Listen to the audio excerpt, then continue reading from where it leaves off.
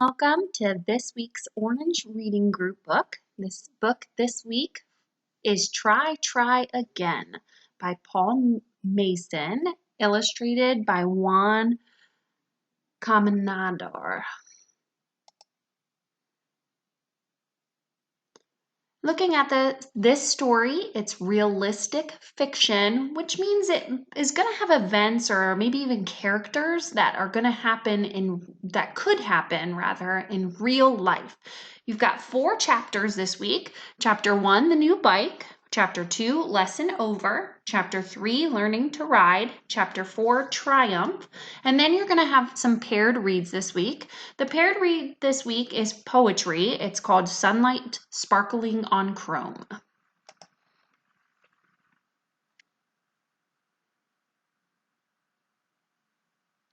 Chapter 1, the new bike. A week had passed since Jerome's birthday, and he still hadn't ridden his new bike.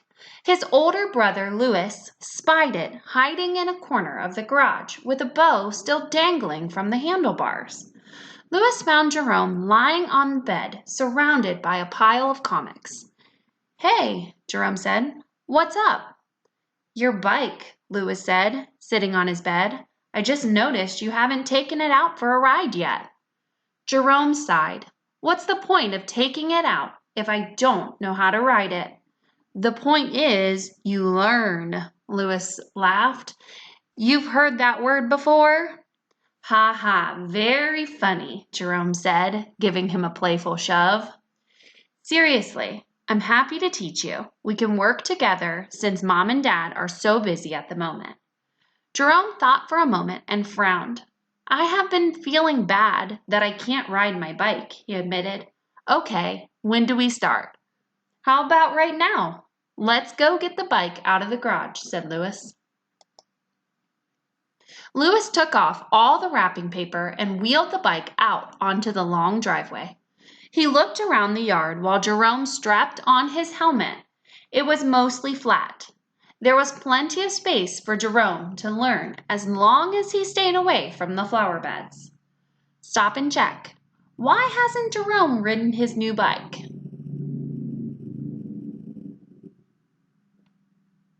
That's right, he hasn't ridden it because he doesn't know how to. Chapter 2 is titled Lesson Over. Oh no, that tells me something might go wrong. Louis held the bike steady while Jerome sat on the seat. Jerome's feet almost reached the ground. "Okay, here's what I want you to do," Louis said with authority. "I'm going to give you a push, and you're going to hold on and try to keep steady. Then start pedaling." Jerome raised his eyebrows. "A push? Are you sure?" "Trust me, you'll be fine," said Louis. "Are you ready?" Jerome tensed his shoulders. "I guess so," he said, gripping the handlebars. Think about his response here. He raises his eyebrows and he tenses up his shoulders. Does he look like he's ready? I don't think so either. Louis held on to Jerome's shoulder and started pushing him, the bike's wheels spinning like tops, so they're spinning really fast. Jerome gathered speed. With a grunt, Louis gave his brother a final push, sending him racing down the driveway. Jerome's arms wobbled, the handlebars wobbled, the bike wobbled, and he began to lose control. Thump! Jerome tumbled off the bike and sprawled onto the grass. Louis raced over to him. I like that word, sprawled. I think it was in one of our books earlier this year. It's that motion of you're just falling all over the place, bloop, out onto the grass. Jerome picked himself up. He rubbed his elbow and brushed dirt from his knees. "That was your great plan to teach me how to ride?" he asked angrily. Louis felt guilty. "I'm really sorry. That wasn't supposed to happen." "No, it wasn't," Jerome grumbled. "This lesson is over." Louis picked the bike up. "Look, I realize now it wasn't a good idea to launch you like that," he admitted. "But don't give up yet. Let's try again. But this time we'll take it step by step." Jerome glared at him. Maybe tomorrow, he said half-heartedly. Stop and check. Why does Jerome glare at his brother? Yeah, I agree. It's because his brother launched him down the driveway and he had an accident on his bike. Chapter 3, Learning to Ride. After school the next day, Louis and Jerome took the bike out again. This time, Louis stayed by Jerome's side, hovering behind him, ready to catch him if he fell. He taught him how to keep his balance, how to use the brakes, and how to put his feet down when he came to a stop. For the rest of the week, they practiced every day. Little by little, Jerome's confidence grew as he learned to pedal and steer at the same time.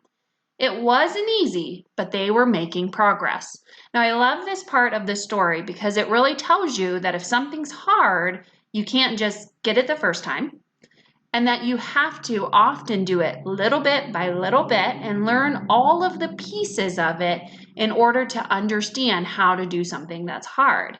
I like that it also says it wasn't easy, but they were making progress. Sometimes when things get really hard, we expect them to happen right away and we should just be able to know how to do them. But we forget that if we're learning and we're growing every time, that it's still a good thing and that hard things take a lot of time. I want to ride on my own, Jerome said one day. I want to give it another try. No shoving this time, he said. Sure, said Louis, if you think you're ready. He stood back and watched as Jerome set off, shakily at first, then slowly gathered speed. Jerome pedaled along the driveway, wobbling just a little. Jerome reached the end of the driveway. I'm going to turn around, he called to his brother. But when he tried to turn, he lost his balance and fell into a heap on the grass. Louis ran over. Are you okay? He asked. Jerome gave him a thumbs up. I'm fine. Did you see? I rode all by myself. He stood up and brushed himself off. Louis beamed. He was really proud of his brother. Despite the tumbles, Jerome hadn't given up, but had kept trying to attain his goal of riding the bike on his own. I think you're ready to show Mom and Dad, said Louis. Stop and check. Why is Jerome pleased with himself? I agree. Jerome is pleased because he's rode the bike down the driveway all by himself. Chapter 4, Triumph. Jerome kept practicing while Louis set up 2 lawn chairs in the yard and then went to get their parents. Jerome was hiding in the garage, helmet on, ready to ride. He couldn't wait. What is it? Asked Mom with a suspicious look on her face. What's the big surprise? You'll see, said Louis with a wink. The day you help me cut the lawn without me asking, now that would be a surprise, his dad teased. You'll like this even better, promised Louis. Facing the house, Louis raised his hand and then dropped it. That was the signal for Jerome to start pedaling. Mom and Dad turned to see Jerome wobbling his way out of the garage. Along the driveway he went, his face frozen in concentration. His legs rapidly pedaling, his hands locked onto the handlebars. Way to go, Jerome, his mom called, as she and his dad grinned at each other. Jerome reached the end of the driveway and then turned around and came back down the driveway. He even managed a little wave. Jerome did another lap around the driveway. Then he braked and came to a stop. Ta-da! He said with a laugh, raising his arms in triumph. His mom and dad clapped enthusiastically. Now that was a nice surprise, said his dad. Now there's 2 big words here, triumph and enthusiastically. Triumph, we see that he says, ta-da, which means that he did it. He's showing off. So triumph means he's had victory or he's done it. And then you can see enthusiastically, His mom and dad are clapping and they say it's a nice surprise. So enthusiastically means they're excited. They're saying it with good expression. When did you learn how to ride a bike, Jerome? Louis taught me, he smiled. Jerome kept practicing, Louis pointed out, even though it was hard at first, and he fell over a few times. Good for you, Jerome, said his mom. As I always say, if at first you don't succeed, try again, Jerome finished. Stop and check. What does Jerome do to show he has learned to ride a bike?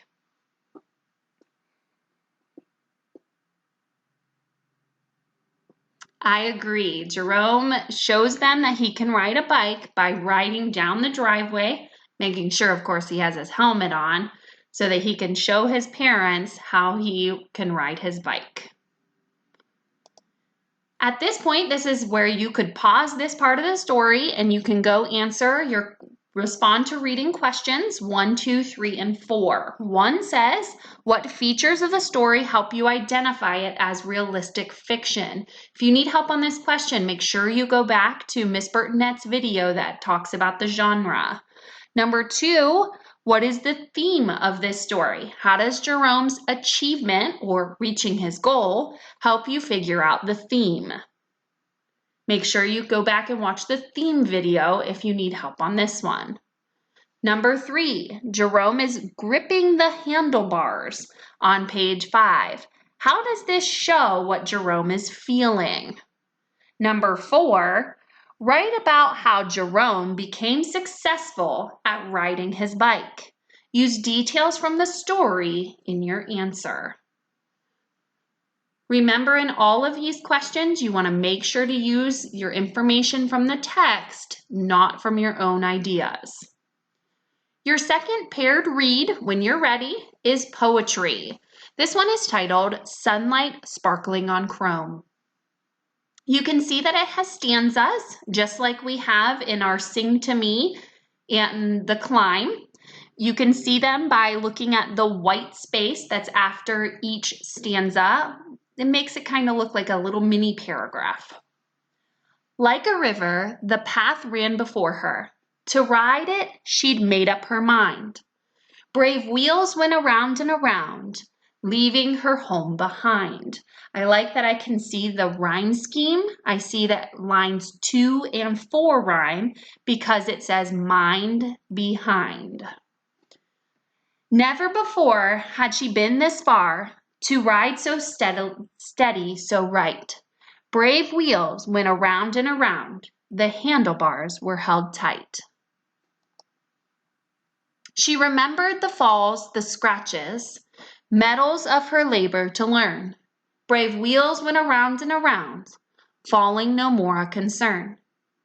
Now she felt soft wind greet her, a smiling soft song on her face. Brave wheels went around and around, as though she were first in a race. Sweet rhythm of pedals spinning, warm whir of rubber on road. That's that sound.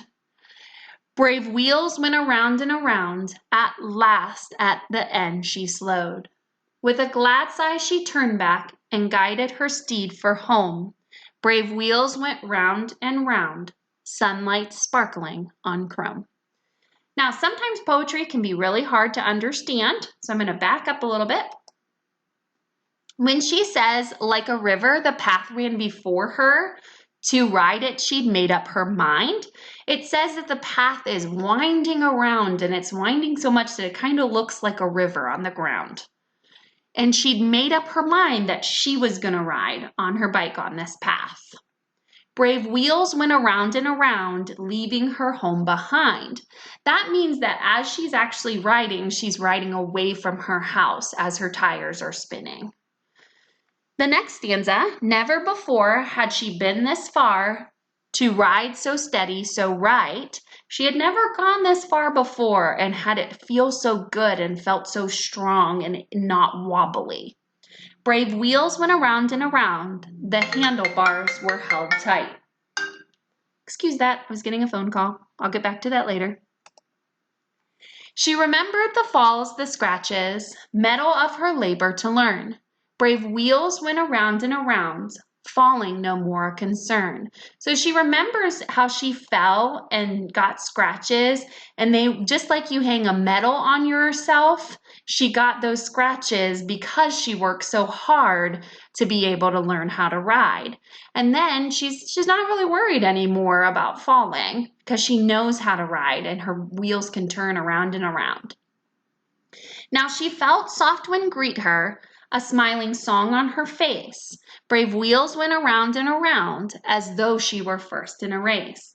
So she feels the wind on her face, but she's smiling and just feeling it so much as she's riding that it's like a song playing. Though it's like her wheels keep spinning as if she's first in the race. She's just moving. Sweet rhythm of pedals spinning, warm whir of rubber on road. Brave wheels went around and around. At last, at the end, she slowed. So she got into a really good rhythm when she was riding, and you could hear it as she's riding down the road. She's just at the perfect pace. But when she gets toward the end of that path, she starts slowing down. With a glad sigh, she turned back and guided her steed for home. Brave wheels went around and around, sunlight sparkling on chrome. So she's got that glad, and she turns back and she turns her bike or her steed, a horse, back for home, and the wheels are still turning around, and the sunlight is actually shining off the shiny parts of her bike, the metal parts. So you have 2 more questions to answer. These are questions 5 and 6. How does the writer help you understand how the girl feels in sunlight sparkling on chrome? And then how do Jerome and Try Again and the girl in sunlight sparkling on chrome achieve their goals? Remember this last one, you want to connect both stories together and find that common idea. Good luck. Remember, your teachers are here if you need us.